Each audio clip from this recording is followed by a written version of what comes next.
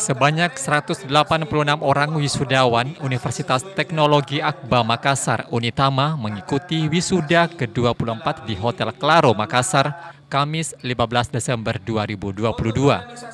186 wisudawan ini terdiri dari 123 wisudawan dari jurusan Sistem Informasi dan 63 orang wisudawan dari jurusan Teknik Informatika.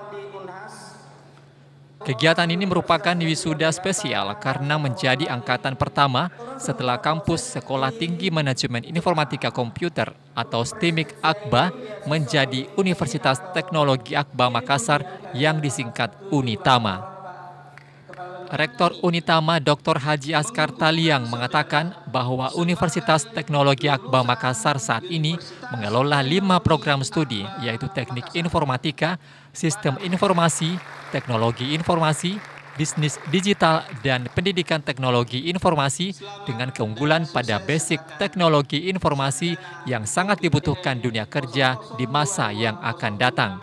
Universitas Teknologi Akba Makassar atau Unitama merupakan perubahan bentuk dari Sekolah Tinggi Manajemen Informatika Komputer STIMIK Akba yang sekarang ini mengelola 5 program studi: Teknik Informatika, Sistem Informasi, Teknologi Informasi, Bisnis Digital, dan Pendidikan Teknologi Informasi.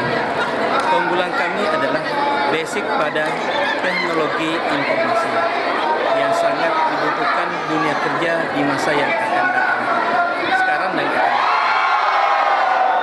Suatu bahwa alumni yang diwisuda pada hari ini sebanyak 186 orang adalah mereka semua siap kerja dan siap eksis di dunia kerja baik di dalam maupun di luar negeri. Karena memang mereka sudah dibekali dengan kemampuan baik akademik dan non-akademik.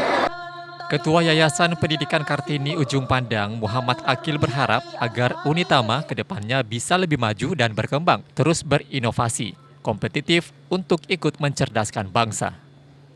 Kami minta support dan dukungannya supaya ke depan Unitama lebih maju dan lebih berkembang untuk bisa berinovasi dan kompetitif untuk ikut mencerdaskan bangsa. M. Akil juga menyampaikan bahwa wisuda kali ini menjadi wisuda pertama setelah menjadi Universitas Teknologi Akba Makassar sekaligus tongkat awal Unitama untuk bisa lebih maju. Ical Sahrir, Fajar TV, Fajar Radio melaporkan.